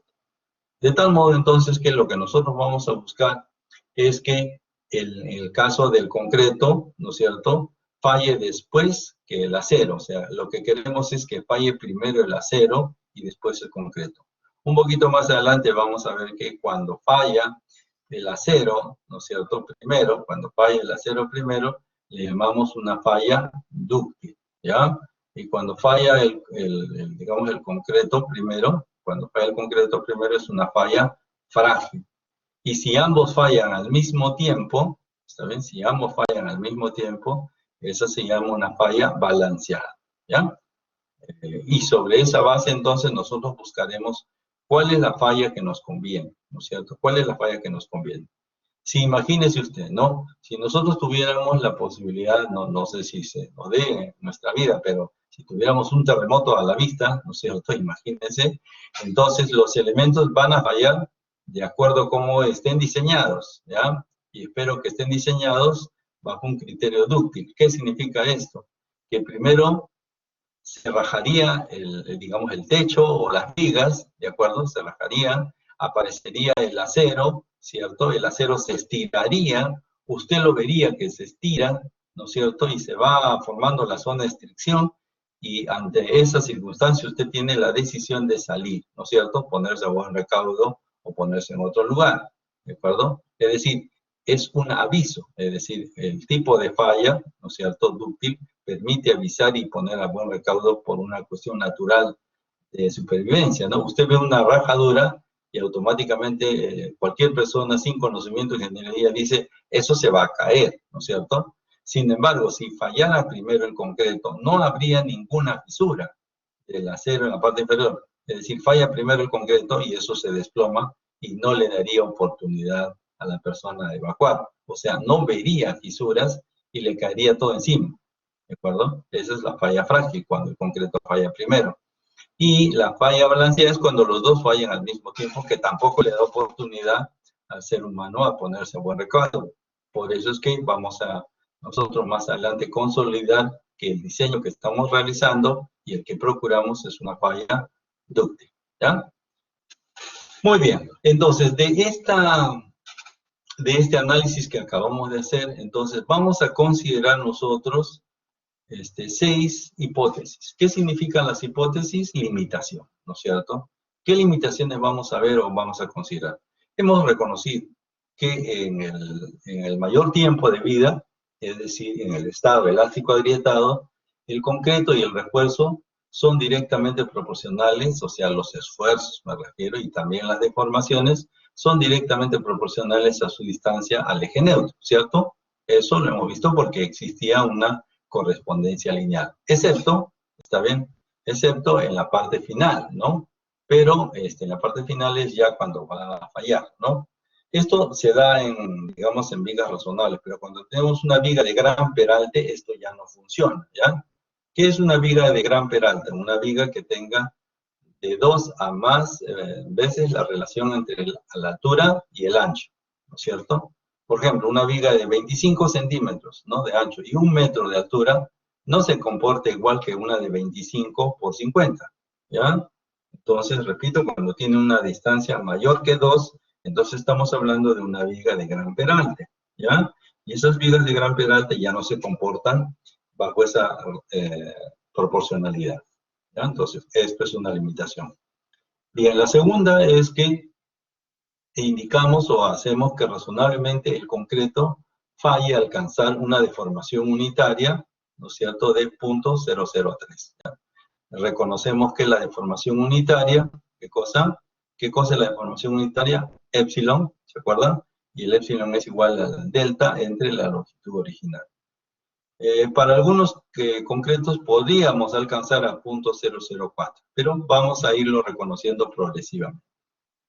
Bien, la tercera hipótesis es que el esfuerzo en el acero, ¿no es cierto? El esfuerzo en el acero, antes de alcanzar la fluencia, es igual al producto, dice, de su módulo de elasticidad por su deformación unitaria. Para deformaciones mayores de la fluencia, el esfuerzo del refuerzo será independientemente de la deformación y es igual a Fi. A ustedes dirán de dónde salió ese trabalenguas, pero en realidad ustedes lo pueden reconocer y lo vamos a interpretar a partir de la ley de Hooke, ¿cierto? ¿Qué nos dice la ley de Hooke? Pues es simplemente reconocer que nosotros tenemos estas circunstancias, ¿no? Un estado elástico, que es lineal, y un estado plástico. En este estado de deformaciones tendríamos epsilon por el eje horizontal, aquí tendríamos el esfuerzo, ¿cierto? Y nosotros diríamos que la tangente es igual a la tangente del ángulo, ¿cierto? De este ángulo de aquí, es igual a E, ¿no es cierto? ¿Y E qué cosa es igual? A esfuerzo sobre epsilon, ¿de acuerdo? Entonces, la pregunta que nos haríamos es, dice, el esfuerzo del acero, ¿de acuerdo? ¿Y quién es el esfuerzo del acero? F sub S, ¿ya? Entonces, F sub S entre epsilon es igual a E. Por lo tanto, entonces diríamos que el esfuerzo del acero es igual a el módulo de elasticidad, ¿no es cierto?, por el epsilon. Fíjense esta expresión. Entonces, aquí está. El esfuerzo en el acero antes de alcanzar la fluencia es igual, ojo, es igual al producto de su módulo de elasticidad, aquí está el producto del módulo de elasticidad, y la deformación unitaria, ¿cierto? Eso es. ¿Ya? Y dice que para las deformaciones mayores que la fluencia, es decir, aquí es un punto de fluencia, ¿está bien? Esto es FI, ¿no es cierto? Estamos hablando del acero, ¿ah? Esta es la zona elástica y este es el rango plástico. Entonces, para deformaciones mayores que la fluencia, el esfuerzo, ¿no es cierto? O sea, el FS, eso significa que el FS incluso independiente de la deformación, es decir, yo puedo tener más deformaciones aquí mayores, ¿cierto? Mayores. Entonces, el FS va a alcanzar siempre un FI. ¿Y por qué es esto así? Porque la norma ACI lo promueve, es decir, aquí existía un reacomodo, ¿se acuerdan? Pero el ACI dice, señores, no lo tomen en cuenta, solamente la meseta, así, ¿ya? ¿Listo? Entonces, ese considerando que estamos aclarando, corresponde entonces a la hipótesis número 3. ¿Ya? La hipótesis número 3. La hipótesis número 4 es consistente porque se considera que la resistencia a la tensión del concreto es despreciable, o sea, es muy pequeña. Bien. Y la número 5 nos dice que la distribución de los esfuerzos de compresión en la sección de concreto será asumida de un modo que sea coherente con los resultados de los ensayos. ¿Y cuáles son los resultados de los ensayos? Bueno, lo que hemos visto anteriormente. ¿Qué hemos visto anteriormente? Naturalmente, hemos visto anteriormente que la distribución, ojo, que la distribución es parabólica. Por lo tanto, en este caso nos indica que debemos respetar, ¿de acuerdo? Que debemos respetar esos resultados de ensayo, ¿no es cierto? O sea, nos dice acá que la distribución de la zona de compresión debe ser asumido de modo que sea coherente, o sea, que sea semejante. ¿Y qué es eso? Una zona de compresión, estamos en forma parabólica trunca, ¿de acuerdo? Que son los resultados de los ensayos. Ahora, por supuesto, esa versión implica que nosotros tendríamos que hallar, como dije anteriormente, el área de esa sección comprimida de una parábola trunca, encontrar también el centro de gravedad de ese elemento para poder aplicar aquí pues una carga de compresión aplicada en su centro, ¿no? Sin embargo, eso es complejo, ¿no es cierto? Es sumamente complejo. Entonces, tenemos la sexta hipótesis en la cual considera que Whitney, este señor, cumple con los requisitos propuestos en el punto anterior y los satisface mediante una distribución rectangular. ¿Está bien? ¿Eso qué quiere decir? Quiere decir entonces que este señor tiene una importancia muy gravitante en el diseño porque logra considerar que esta parábola trunca, ¿de acuerdo? Esta parábola trunca dice que es equivalente a una distribución rectangular. Eso hace, esta distribución rectangular, ¿ya? Entonces, la pregunta está, ¿cómo logra esto, esta transformación? Ahora lo explicamos, ¿ya? En un momentito lo explicamos. Entonces, Whitney representa un hito en el diseño en flexión, que es punto de partida para el diseño, para todos los demás elementos. Por lo tanto, entonces, este personaje usted lo debe reconocer, sobre todo, cómo es que hace esta transformación y qué herramientas utiliza. Y usted va a ver que solamente utiliza los elementos de estática, equilibrio, ¿no es cierto?, sumatoria de fuerzas horizontales y sumatoria de momentos. Más nada, un poquito de matemática, por cierto, pero lo demás ya de modo sencillo, ¿de acuerdo? Claro, detrás de esto hay toda una experiencia de laboratorio que lo vamos a revisar en un momentito. Bien, estas son entonces las 6 hipótesis básicas de diseño para elementos en flexión según el ACI. ¿De acuerdo? De tal manera entonces que normalmente, por ejemplo, tenemos preguntas teóricas, no solamente en la práctica y en el examen. Entonces usted debe ser capaz de explicar por lo menos 3 de las hipótesis, cualquiera de ellas, ¿no? Normalmente a lo más pedimos pues 4, ¿no? Difícilmente pedimos 5 o 6, normalmente pedimos 3, ¿no? Entonces pienso que usted tiene que ser capaz de reconocer estas características pues en primera instancia por lo menos al 50%, ¿no? Entonces, yo siempre comento que el que conoce a Whitney tiene, digamos, la venia para pasar el curso, pero quien no conoce a Whitney y que no sabe cuál es su propuesta y cómo se realiza, pienso que debería, ¿no es cierto?, debería revisar su aprendizaje. ¿Por qué? Porque Whitney hace, digamos, mucho del trabajo de simplificación. Bien, señores, no sé si tenemos alguna inquietud, alguna explicación adicional que necesiten respecto a las hipótesis.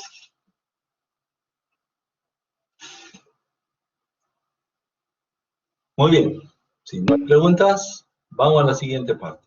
Vamos a tratar de entender qué es lo que pretende, o sea, qué es lo que presenta Whitney. Entonces, Whitney nos dice, señores, esta es la realidad, ¿cierto? Esto es laboratorio, ¿de acuerdo? Esta altura, desde la zona de compresión hasta el eje neutro, ¿no es cierto?, es un valor de C minúscula. Recordemos que este C, que lo voy a anotar aquí, esto es la fuerza centrada en el centro de gravedad. Esto es fuerza y esto es fuerza, ¿de acuerdo? Esto es la fuerza de tensión, como esta es la fuerza de tensión, ¿ya? Entonces, ¿cómo hace él para encontrar este equilibrio? O sea, como para transformar esta equivalencia de esta sección, digamos, parábola trunca con respecto a él. Lo primero que hace es considerar que la base es la misma, ¿de acuerdo? Esta distancia es la misma que la de acá, ¿de acuerdo?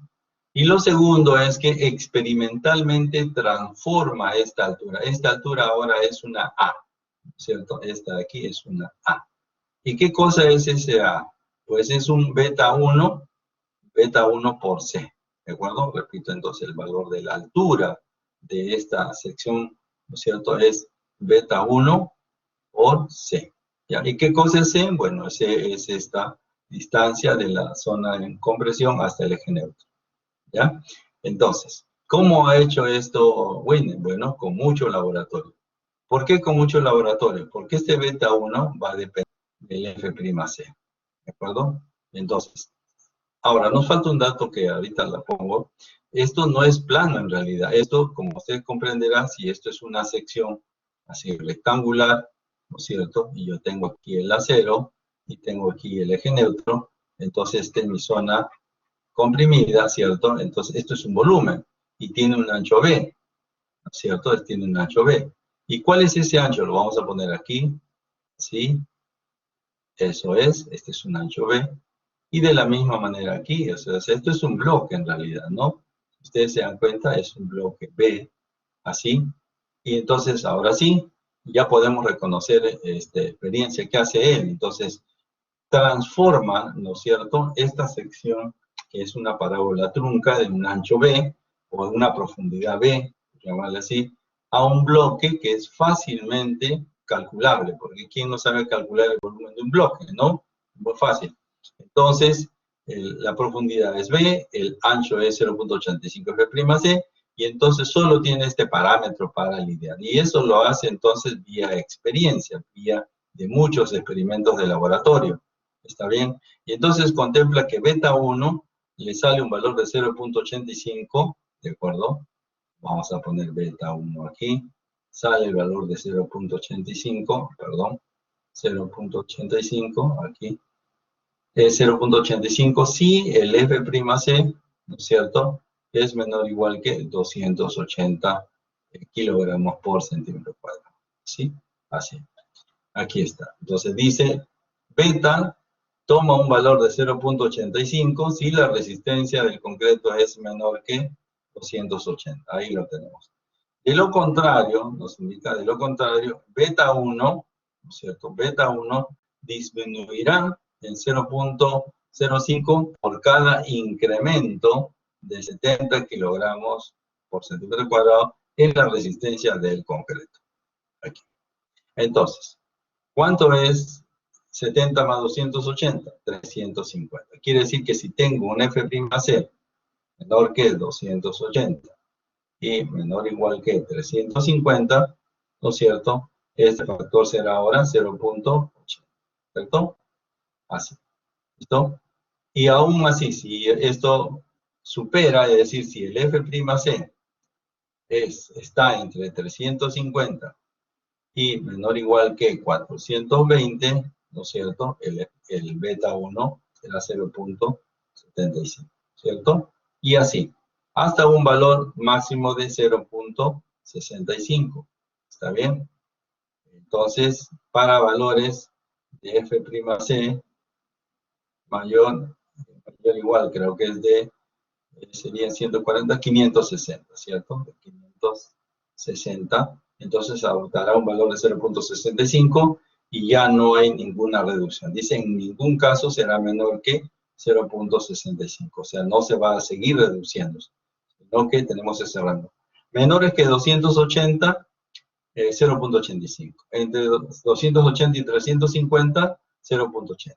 Entre 350 y 420, 0.75, no tener 0.70, y que nos llevaría hasta 560, ¿no? Menor que 560.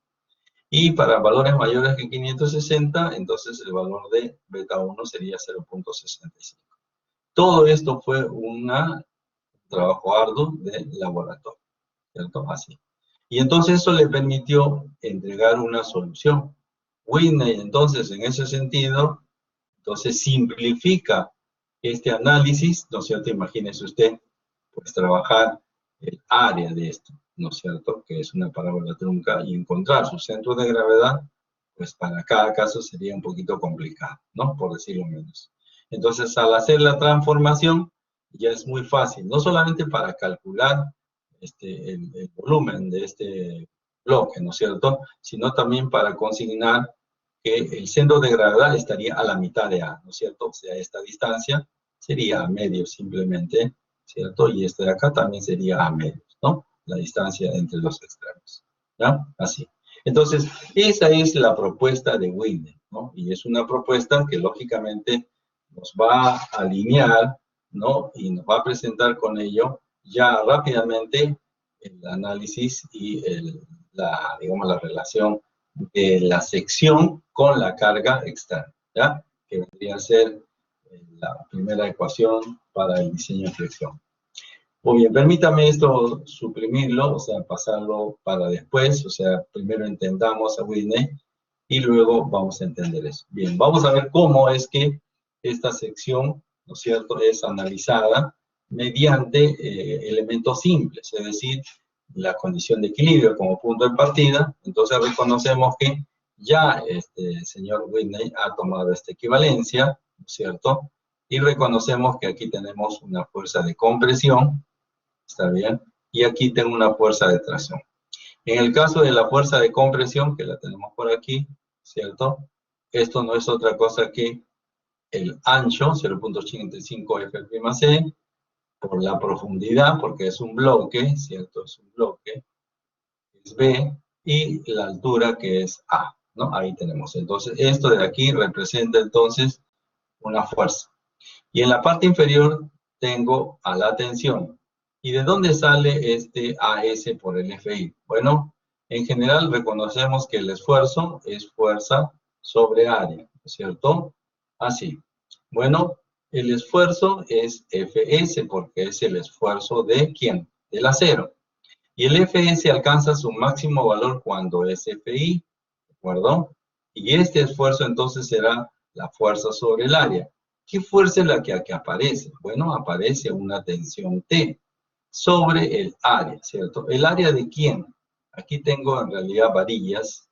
Entonces el área representa este elemento de aquí.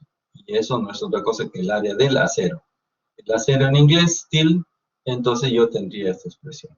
Y si usted despeja T, lo que tendría es simplemente AS por el F, ¿de acuerdo? De ahí sale esa expresión. Por lo tanto, fíjense que tengo entonces la tensión, la fuerza inferior, que es AS por FI, la compresión, 0.85 LF'(C) B por A, y la distancia entre ellos es muy fácil de calcular, porque aquí si toda esta altura es A, esta altura vendría a ser A medios, perdón, aquí sería A medios, ¿cierto? A medios. Y la distancia entre este punto y este punto de aquí, dado que toda esta altura, ¿no es cierto? Habíamos dicho que de esta distancia aquí al eje del acero, ¿no es cierto? Es D, peralte efectivo, simplemente será peralte efectivo, ¿no es cierto? Menos A medios. ¿Listo?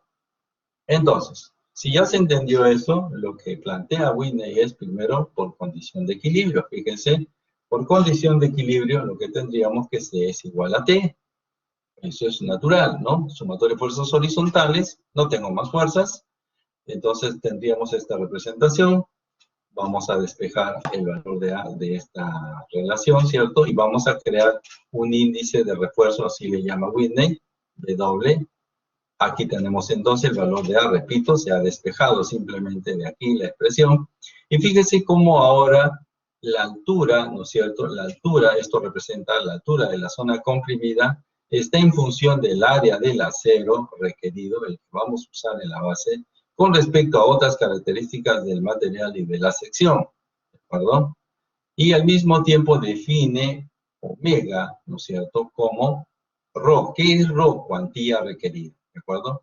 ¿Y qué cosa es la cuantía requerida? La cuantía requerida no es otra cosa que el área del acero entre la sección efectiva. ¿Qué es la sección efectiva? B, ojo, B por D, ¿está bien? El área entonces del acero entre el área efectiva de la sección, que sería B por D, ¿no es cierto? Me da la cuantía, ¿ya? Cuantía requerida y índice de refuerzo relacionables. ¿Listo? Con esta información ya hace, digamos, simplemente algunos artificios de matemáticas, ¿cierto? O sea, combina, ¿no? Aquí puede reemplazar y en vez de utilizar el valor de A como ρ por D por F entre esta expresión, simplemente pone omega por D sobre 0.85 y ya lo puede insertar, ¿está bien? Porque en la segunda ecuación, ¿cuál es la segunda ecuación? Momento nominal. ¿Qué es momento? Fuerza por distancia, ¿cierto? Fuerza por distancia. Entonces viene a ser C, la compresión por la distancia entre ellos, o sea, D por D menos A medio, o la tensión por D menos A medio, ¿no? Y en el primer caso, C vendría a ser 0.85 FI+CB por A, por la distancia, y en el segundo caso, A del acero, FI por D menos A medio. Podemos usar cualquiera de las dos expresiones y simplemente reemplazando el valor de A por omega, índice de refuerzo por D entre 0.85, y vamos a encontrar esta expresión, ¿de acuerdo? Sin embargo, si ustedes recuerdan, la norma nos decía que la relación de diseño por resistencia es la minoración, vamos a emplear en este caso no la generalidad, sino del momento, la disminución, ¿no es cierto?, del momento nominal, tiene que ser mayor o igual al momento último, ¿cierto? ¿Se acuerdan de eso? ¿Ya? Entonces, en su caso extremo, o sea, el mínimo valor debería ser, dice, mayor o igual. Vamos a tomar el mínimo valor. ¿Cuál es el mínimo valor? Es que MNFI debe ser por lo menos igual a MU. ¿Está bien? Eso nos dice. Entonces, cuando nosotros hemos reemplazado el valor de A en esta expresión aquí o en este lado de aquí, cualquiera de las dos, entonces lo que vamos a obtener es esta expresión, ¿sí? Obtenemos esta expresión, ¿ya? Esa expresión. Pero a esto, ¿qué le falta? Phi. Entonces, ¿qué es lo que hace Whitney? Dice, bueno, le vamos a colocar a ambos términos el valor de phi. No nos olvidemos que phi en flexión es igual a 0.9, ¿cierto? Esto en flexión. Así. De tal manera entonces que ya obtenemos de este lado, ¿no es cierto? De este lado obtengo MU, ¿está bien? Obtenemos MU, con lo cual implica para nosotros la resistencia de diseño, MU, de cargas externas. Este de aquí es por cargas, ¿no es cierto? Por cargas externas, ¿ya? O sea, ¿de dónde sale esto? Salen de las combinaciones, combinación 1, combinación 2 y así hasta la combinación 5. ¿Qué valor voy a tomar aquí? Pues el MU, ¿no es cierto? Máximo. ¿Sí? El mayor valor último, ¿de acuerdo? Y hacia la derecha, ¿qué es lo que tenemos? Tenemos el valor de phi, y todo esto que le acompaña no es otra cosa que el momento nominal, o sea, la capacidad interna de esta sección. Si ustedes se dan cuenta, en realidad esta expresión, ¿no es cierto? Esta expresión es una ecuación de segundo grado. ¿Por qué? Porque el valor de phi ya sabemos que es 0.9. El f'C es un valor conocido. B es un valor conocido. D es un valor que lo podemos cuantificar. Omega no lo conozco. Todo lo demás son números. Omega no lo conozco. ¿Listo? Entonces esta expresión la podemos trabajar de una manera ordenada para que nos sirva para el diseño. ¿De acuerdo? Esta de aquí. ¿Cómo lo vamos a reordenar? Se supone que debemos nosotros resolver esto. Fíjense, repito, estos datos de la carga externa, ¿cierto? Estos datos de la carga externa, yo los puedo encontrar. Entonces, ¿qué es lo que voy a resolver aquí? Bueno, en principio, voy a encontrar el índice de refuerzo. ¿Está bien? Este de aquí lo voy a encontrar. Pero como esta es una ecuación de segundo grado, ahorita lo vamos a ver con más detalle, en esto voy a tener dos resultados, un omega 1 y un omega 2. La pregunta es, ¿cuál tomo? Voy a tomar siempre el menor, ¿de acuerdo? Con eso tengo ya el omega. Si tengo el omega, puedo encontrar la cuantía requerida. ¿Por qué? Porque la cuantía requerida no es otra cosa que el omega por el F'C sobre el F. ¿Sí? ¿Dónde está esa expresión? En la parte anterior que hemos visto. ¿Y cómo determino el área del acero? O sea, el área que estoy buscando. Multiplicando la cuantía requerida por B por D. Una vez que obtenga esto, ya habré llegado a la sección requerida en centímetros cuadrados, por ejemplo, y con esto ya puedo determinar cuál es el número de la varilla que voy a utilizar. ¿Está bien? Así. Ese es nuestro trabajo entonces. ¿Listo? ¿Alguna pregunta, alguna inquietud, señores? Este es el momento de preguntar.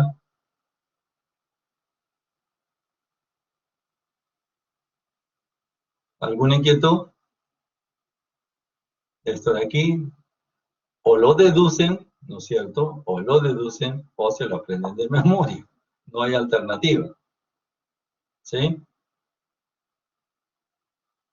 Muy bien. Para trabajarlo de una manera más apropiada, fíjense lo que vamos a hacer con esta expresión.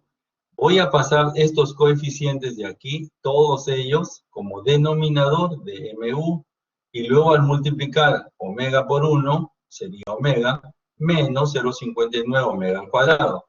Y esto puede reducirse como esta expresión, 0,59 omega al cuadrado, aquí tendríamos, esto pasaría sumando, menos omega más MU, todo sobre phi F'C B por D al cuadrado, ¿cierto? Así, y todo esto igual a 0. Entonces, esta es la expresión cuadrática que nos permite resolver esto de inmediato. Y lógicamente de aquí ya encontraré la solución a esta ecuación. ¿Listo? Muy bien, vamos a ponerlo esto en práctica. ¿Ya? Vamos a poner esto en práctica. Y vamos a hacer, pero me gustaría saber si hay alguna inquietud. Por favor, eso sí, si hay alguna inquietud, si tenemos,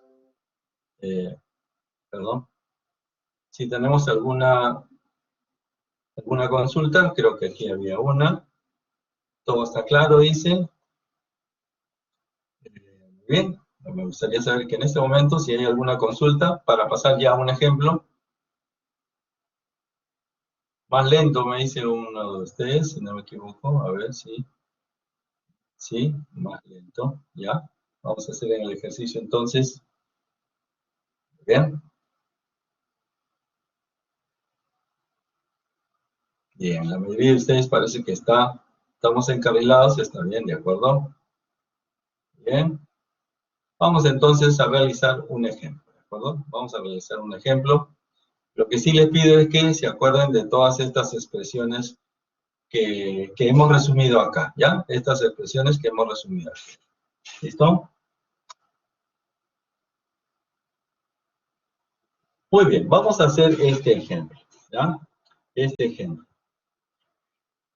Nos dice que determinemos el acero requerido para una viga cuya sección es de 30 por 60.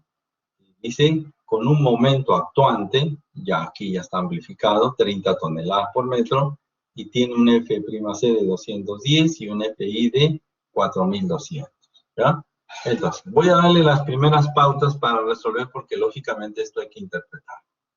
En primera instancia, reconozco la sección. ¿De acuerdo? La sección es una sección, a ver, vamos a ponerla por aquí, es una sección de 30 centímetros, a ver, de 30 centímetros por 60 centímetros, ¿listo? Así. Sin embargo, nosotros vamos a encontrar un acero y yo necesito saber cuál es esta distancia, ¿cierto? Que le llamamos D. ¿Está bien? Muy bien. Cuando nosotros tenemos este tipo de problemas y no recibimos todavía qué tipo de estribo vamos a usar y cuál es el recubrimiento, cuando no sabemos esto todavía porque no nos los están dando, aquí en el problema no aparece, entonces vamos a adoptar el siguiente criterio, ¿de acuerdo? ¿Por qué? Porque aquí simplemente no nos dicen cuáles las dimensiones de uno u otra cosa, o sea, no me dan el recubrimiento ni el estribo, entonces no puedo cuantificar. Lo que sí sé es que esta distancia de aquí le vamos a llamar D', ¿ya? La distancia inferior le vamos a llamar D'. Entonces, esta distancia de aquí, D', esta de aquí, la vamos a calcular de inmediato. Es decir, D' va a ser igual a 6 centímetros cuando tenemos una sola capa, es decir, cuando tenemos una sola capa, eso significa, para una capa, ¿está bien? Así. Y D' va a ser igual a 9 centímetros cuando tengo para 2 capas. Así. ¿Qué significa 2 capas? Bueno, voy a tener esta forma, tengo aquí acero, acero, acero, acero. Entonces, el eje va a estar aproximadamente aquí, y este será D'. Y repito, toda esta información la vamos a usar, ¿de acuerdo? Si es que no me dan este recubrimiento y el estribo. ¿Por qué? En los demás ejercicios, si me dan la distancia, perdón, me dan el recubrimiento y me dan el estribo, entonces yo puedo cuantificar. Fíjense, se lo voy a hacer por aquí. Imagínense por un momentito que me dicen que vamos a usar estribos de 3 octavos. ¿Está bien? Así. Y luego me dicen que el recubrimiento es de 4 centímetros. Bien. Y que vamos a usar una varilla longitudinal de 3/4. Así, ¿no es cierto? Entonces yo hago mi análisis. ¿Qué significa ese análisis para saber esa distancia? Lo primero que tengo que hacer es colocar, ¿no es cierto? Aquí, este es mi estribo y este es mi varilla. ¿Cuál es la distancia D? Es esta distancia D', ¿sí? Esa D'. Entonces, D', ¿qué cosa es? El recubrimiento más, el recubrimiento es esta distancia de aquí, más, ¿qué cosa? El diámetro del estribo, y más el diámetro medio de del acero longitudinal, ¿cierto? Porque necesito esta de acá, ¿ya? Así. Entonces, repito, hay 3 medidas que necesito yo para llegar, ¿no es cierto?, a la distancia de prima cuando, repito, cuando me dan esos datos. Por lo tanto, entonces voy a marcarlos de otra manera y así, esto de aquí es cuando me dan a mí estos datos, ¿de acuerdo? En este ejercicio, entonces, si no me dan estos datos, voy a usar una sola capa, ¿no es cierto?, con una distancia de 6 centímetros. ¿Listo? Esto lo aplicaremos más adelante, ¿ya? Para este caso, explicarles que el D', esta distancia pequeña de aquí, esta distancia, ¿no es cierto?, va a ser, en este caso, 6 centímetros. Por lo tanto, ¿cuáles son los datos que tendríamos en este problema? ¿No? ¿Cuáles son los datos? Vamos, primero tendríamos el momento último, que ya lo tenemos ahí, 30 toneladas por metro. ¿Qué más, qué otros datos tenemos? Bueno, tenemos la base, ¿no es cierto?, que es igual a 30 centímetros. El peralte efectivo, D, que vendría a ser 60, está bien, 60 menos 6, o sea, 54 centímetros.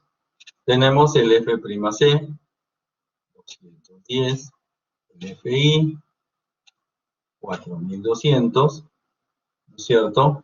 ¿Y qué más nos hace falta? Bueno, el valor de Φ, que es 0.9, y ya no necesitamos más. ¿Qué expresiones vamos a usar para resolver esto? ¿No? ¿Qué expresiones vamos a usar? Bueno, la primera, como habíamos dicho, en la primera parte, habíamos dicho que 0.59 omega al cuadrado menos omega, más, un segundito por favor, el momento sobre phi F'C por B por D al cuadrado es igual a 0. A partir de aquí encontraremos 2 omegas y este será el menor. ¿Listo? Paso número 2, que tendríamos que encontrar sería la cuantía requerida. ¿Está bien? Sí, un segundito nada más. A ver. Un segundito, por favor. ¿Hay una pregunta? O profe dice, ¿podría repetir cómo sé cuántas capas tiene? Ah, correcto. Muy bien. En este caso, nosotros probaremos con una sola capa. Siempre se prueba primero con una capa. Cuando el sistema se resuelve con una capa, ¿no es cierto?, queda ahí. Pero si es que este momento es muy grande y tenemos que usar acero en compresión, eso es una segunda parte, entonces usaremos una segunda capa. ¿De acuerdo? O sea, siempre probaremos primero con una capa. ¿Ya? Eso es el punto de partida. No vamos a usar directamente 2 capas, a menos que, lo veremos en las siguientes clases, a menos que tengamos acero en compresión. Cuando tenemos acero en compresión, sí usamos 2 capas. Pero eso se lo vamos a ir expresando progresivamente. ¿Ya? Muy bien. A ver. Alison, dígame por favor. Profesor, disculpe, ¿esa segunda capa es como que el reforzamiento a la viga? Sí, correcto. En realidad, cuando tenemos un momento muy grande, aquí el momento todavía es pequeño, ¿ah? Cuando tenemos un momento de 50 toneladas, por ejemplo, para este tipo de sección, ya no va a ser suficiente o no va a alcanzar la distribución de aceros en una sola capa, ¿sí? Si no, vamos a tener que usar una segunda capa, entonces vamos a usar, por ejemplo, aquí en este caso le hemos puesto simbólicamente 4 barras, ¿no? Pero póngase que tenga 6 barras, ¿no es cierto? La intención es de que si es que quisiéramos colocar 6 barras en una sola capa, en un solo nivel, no entraría, ¿no? Es demasiado. Entonces se utilizan 2 capas, ¿de acuerdo? Entonces eso lo vamos a ver todavía un poquito más adelante. Aquí yo les pediría que por favor acepten la primera capa para iniciar este desarrollo, ¿ya? Progresivamente vamos a ir entendiendo cuándo se utilizan 2 capas, ¿ya? Muy bien, entonces lo que necesitamos a continuación, ¿no es cierto?, es completar el procedimiento. Es decir, yo tengo ya de primera instancia, a ver, vamos a ponerle, ya, ok. Yo tengo ya el omega y entonces para encontrar la cuantía requerida, multiplicamos el omega que hemos encontrado por el F'C sobre el Fi. ¿Listo? Y una vez que tengamos el final ya, una vez que tengamos la cuantía requerida, podemos encontrar el área del acero como la cuantía requerida por la base por el peralte efectivo. Y ya con esto tendríamos resuelto nuestro problema. ¿Listo? Muy bien. Me gustaría que hagan el intento, ¿de acuerdo? Les doy Unos 5 minutos, por favor. Esto es resolver una ecuación, nada más. Si usted se da cuenta, resolver la ecuación de segundo grado, encontrar el omega, encontrar la cuantía requerida y encontrar el área de la serie, ¿ya? Les doy a ver 5 minutos para que lo resuelvan y me digan cuántos centímetros cuadrados requiere esa viga para soportar un momento de 30 toneladas por metro. Vamos, corre el tiempo.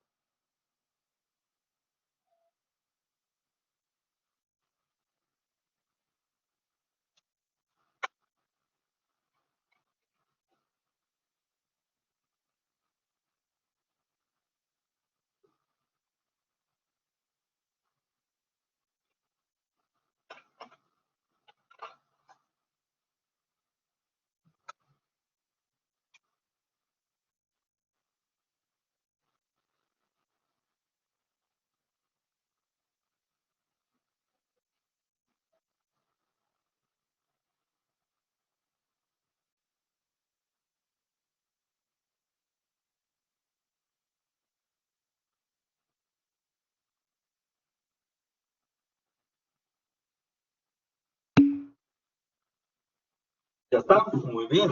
A ver. ¿Cuánto le sale? ¿Cuánto le vale? A ver. A ver un ratito. Ya, ya. Tan dice. Vamos, está activado, está activado.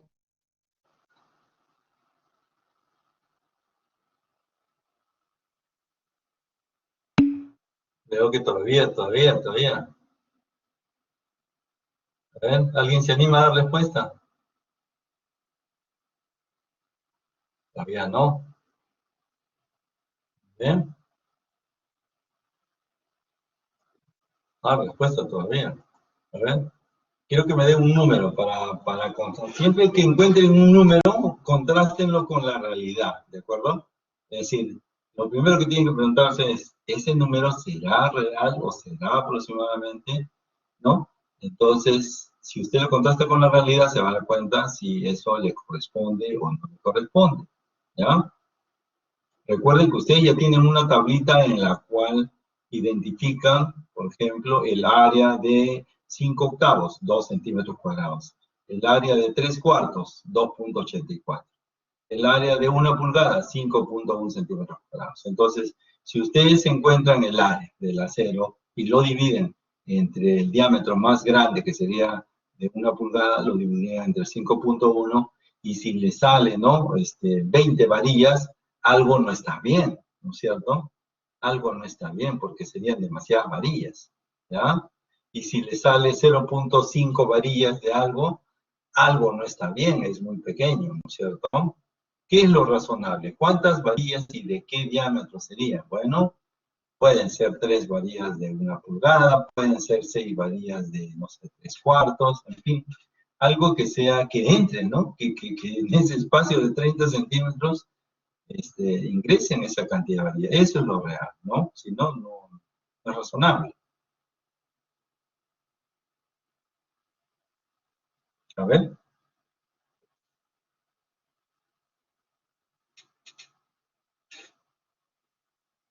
Muy bien, señores, se acabó el tiempo. ¿Alguien me da una respuesta? Última llamada. A ver, ¿alguien se anima?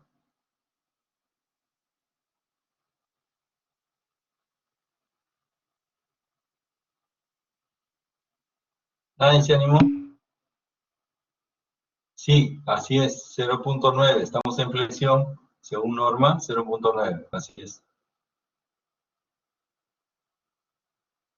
Así es, hemos asumido que el grado es grado 60, así es, definitivamente. Ese es el que usamos normativamente en el Perú. Podemos encontrar un grado mayor, grado 75, pero es acero importado, y si usamos el grado 40 es un acero chino. No le recomendaría. Siempre se debe elegir, sí, siempre vamos a escoger el menor valor de omega. Listo. ¿Alguna respuesta? Hasta acá todos me entendían, pero numéricamente ya no es lo mismo. ¿Qué pasó? Les voy a decir dónde está su error, ¿de acuerdo?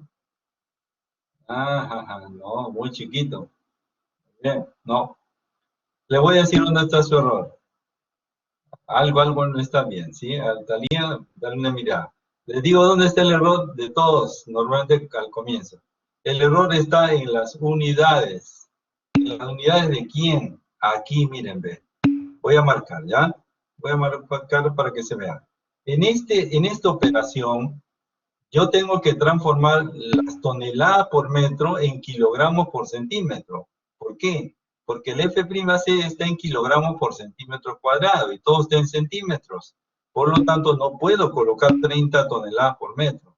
Debo colocar 30 por 10 a la quinta. ¿Ya? Y ya con eso debe salirles. ¿Ya? Ya con eso debe salirles. A ver, creo que ya encontraron la respuesta. ¡Wow! A ver, veo respuestas bastante, a ver, .0015, 16.7, 33.47, 137. Bueno, desde ya le digo a Johan, lo lamento mucho, pero imagínense, si yo le divido entre 5, serían, ¿cuántos serían? Más de 20 varillas, ¿no? Es imposible, ¿ya? Imposible. Luis, si lo divido entre 5 me saldría 6 varillas, podría ser. 16,7 centímetros, sí, eso está más cerca de lo debido. Y 0.015 es muy pequeñito, ¿no? O sea, demasiado pequeño. Bien, vamos con la solución. ¿Listo? Aquí está el problema, ¿no? Visto desde otra perspectiva, nada más. Bien, entonces vamos a develar porque la respuesta está aquí, ¿de acuerdo? Lo que dije es que esta expresión la vamos a transformar, ¿no es cierto?, como esta expresión de aquí, que es más sencilla, ¿de acuerdo? Es más sencilla, ¿no? Por eso es 30 por 10 a la quinta, D es 54 centímetros, ¿no es cierto? Empleamos esta ecuación y resolvemos, y dos valores tenemos, 1.488 y 0.2066. Recomendación, usen 4 decimales. Así vamos aprendiendo. Bien, encontramos la cuantía requerida, esto es igual a 0.2066 por 210 sobre 4.200. Ese valor es 0.0133, esa es la cuantía requerida. Me voy a pasar por alto esto aquí porque todavía no le hemos enseñado que debe verificarse con la cuantía máxima permitida, lo haremos en la siguiente clase, y voy a asumir que ya lo chequearon, ¿no? El valor de la cuantía requerida entonces es 0.01033. Esto lo multiplicamos, ahí está ya la respuesta, por la sección efectiva, y de hecho, pues uno de ustedes tenía razón, 16.73 es la respuesta, ¿cierto? Así, correcto. 16.73 centímetros cuadrados, que si es que nosotros, ojo, mire, ven, si lo dividimos, porque para saber qué varilla voy a usar, pues les dije, pueden ser varias alternativas, ¿no? En este caso usamos de 1 pulgada, entonces los 16.73 centímetros lo dividen entre 5.1, que es precisamente el área de una varilla de 1 pulgada, y me sale 3.28 varillas, ¿no es cierto? Podría emplear, en todo caso, llamémosles así, 4 varillas de 1 pulgada, exageradamente, aquí me estoy pasando de sobra. Podría emplear 2 de 3/4 y 2 de 1 pulgada, podría ser. Podría emplear 3 varillas de 1 pulgada y el remanente que podría ser de media pulgada, por ejemplo, y así, ¿no es cierto? Hay varias alternativas de solución. Pero lo importante aquí está en el proceso para determinar el área requerida. ¿De acuerdo? Bien, no sé si tienen alguna pregunta. A ver, la respuesta solo fue correcta. André, está muy bien, su respuesta es correcta. Ya, correcto. Luis Felipe dice que estaba de acuerdo con André y eso es correcto. Muy bien. Los demás, todo buen intento, vale la pena. Hay que equivocarse, señores, al principio es así y ya vamos encontrando cuál es la línea, ¿cierto? Así es, tendríamos como respuesta provisional 4 varillas de 1 pulgada en una cama, ¿cierto? Habría que verificar las distancias entre las varillas para que cumplan la normatividad. Eso lo vamos a ver en la próxima clase. La separación entre varilla y varilla debería ser un ancho de 1 pulgada, o sea, 2.5 centímetros. Eso lo vamos a verificar en la siguiente sesión, ¿ya? Bien, Entonces, para comenzar está bien, ya se encontraron con la realidad, problemas en las unidades lo va a llevar siempre a valores totalmente erróneos, ¿ya? Pero bueno, esto es lo que vamos a hacer. Ya tenemos aquí preparados ejercicios para la próxima sesión, ¿no? Todos están resueltos, sin embargo, la tarea es para ustedes, para iniciar este trabajo. ¿Listo? Bien. ¿Tenemos alguna inquietud, Alinson? Profe, el número de varilla, o sea, si es de 1 pulgada, media pulgada, eso usted lo ha asumido, ¿cierto? Sí, correcto. O sea, por eso dije que podemos asumir, aquí lo tengo, aquí le puse, si uso una varilla de 1 pulgada, lo divido entre 5.10, porque ese es el área de la varilla, ¿ya? Claro. Puedo usar de 3/4, puedo usar combinado, ya eso es decisión de cada profesional, ¿no? Así es, ¿ya? Ok. Muy bien, Luis, ¿le escuchamos? Profe, ¿qué tal? Buenas noches. Yo tenía una ¿Qué tal? consulta. El resultado del área del acero, yo me confundí, multipliqué por 2 al final el resultado porque no sé por qué pensaba que eran 2 varillas. Solamente para confirmar, el área, Ya, ese resultado que es el AS, que es el área del acero, sería el área total de acero dentro de la el viga, área total, independientemente de la correcto. cantidad de varillas. Así es, así Ok, es. Es el área total, correcto. Ah, sí, usted sacó el doble, ¿no? Ya, no sé por qué lo multiplicó por dos. Bueno, es cierto, es el área total. Y a partir de aquí dividimos para saber cuántas varillas de una calidad específica quiere, ¿no? O sea, eso ya es, como dije, decisión del profesional, ¿no? Podemos hacer algo que sea lo más cercano posible al área total, ¿no? Aquí, bueno, hemos rebasado totalmente, ¿no? 4 varillas nos da más de 20 centímetros, ¿no? Tiene más acero de lo que realmente necesita, ¿ya? Sí, eso ya es una particularidad. ok, Bien, profe, no sé si... gracias. Sí, ok, no hay problema. ¿Por qué escogí el de 1 pulgada? Porque quería saber, ¿no es cierto? Ojo, no nos olvidemos que mientras más grande es el diámetro, mayor área cubre, entonces uso menos varillas. ¿Está bien? Si yo usara una varilla de 3/8 y el área es 0.71, tendría n varillas, o sea, más varillas y tendría que usar en 2 capas. ¿Se dan cuenta? Entonces, lo primero que debemos hacer es con el valor del número mayor, ¿ya? Ya, eso lo iremos analizando progresivamente. Luis Fernando nos pregunta, profesor, la comparación con ese 0.15.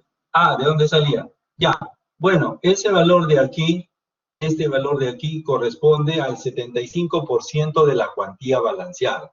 Nosotros, para garantizar que el diseño sea dúctil, la cuantía requerida debe ser siempre menor que la cuantía máxima. ¿Y cuál es la cuantía máxima? La cuantía máxima es el 75% de la cuantía balanceada. Cuantía balanceada, como tema, no lo hemos visto. Lo vamos a ver en la próxima sesión, ¿de acuerdo? Y entonces es un requisito adicional. Por el momento, me tienen que creer nada más, pero si alguien está interesado en el tema y quiere avanzar, mire, ve, lo tiene aquí. Aquí está desarrollado. Y eso es lo que pasaba de inmediato, ¿no? Pero es para la próxima sesión. Aquí lo puede leer, ¿de acuerdo? Y hay valores predefinidos, tenemos acero mínimo y tenemos más ejercicios que resolver para la siguiente sesión, ¿ya? Muy bien, señores. Yo creo que eso ha sido bastante. Ok. Dice el RO requerido, ¿qué significa teóricamente? El RO requerido significa que, me refiero a que no pase el 75% de la cuantía balanceada, es que nosotros tenemos que garantizar un diseño dúctil. Recuerden que les comenté que lo que procura la norma es un diseño dúctil. Si es que nosotros nos acercamos a la cuantía balanceada, significa que estamos acercándonos a un punto en el cual falla tanto el concreto como el acero al mismo tiempo, ¿ya? Eso es lo que tenemos que evitar. Pero como les repito, esto lo vamos a ampliar la próxima clase. No hemos iniciado todavía ese tema, pero lo vamos a explicar detenidamente la próxima clase, ¿ya? ¿Hay ejercicios resueltos? Claro que sí. A ver, ¿quién es el delegado o la delegada? Yo creo que tenemos ahí que utilizar ese apoyo, ¿no es cierto?, entre todos. Sin embargo, lo que les decía, que la próxima sesión tengo aquí ejercicios planteados para resolverlos en clase, ¿ya? Y lo vamos a hacer con ustedes. Y claro, vamos a proponer más, cada vez vamos a poner más ejercicios, ¿ya? Pero de todas maneras, yo le sugeriría que, en todo caso, el delegado, la delegada, no recuerdo ustedes qué delegado tienen, que tenía bastante información, y si lo tienen entre todos, a ver, sería Adrián, ¿no? Adrián, pues este es el momento, entonces, ahí hay una necesidad de cubrir una demanda, ¿de acuerdo? Muy bien, listo. Ok, eso sería todo, señores, ya nos pasamos un minuto. Sí, gracias por su participación, esto me parece lo más interesante de la clase. Muy buena suerte para la siguiente también, vamos a procurar participar todos, ¿cierto? Esa es la idea. Buen fin de semana, señores, a cuidarse, y hasta ahora están bien de salud, manténganlo así. Nos vemos, Dios mediante, la próxima sesión, ¿sí? Buenas noches, vamos a terminar entonces la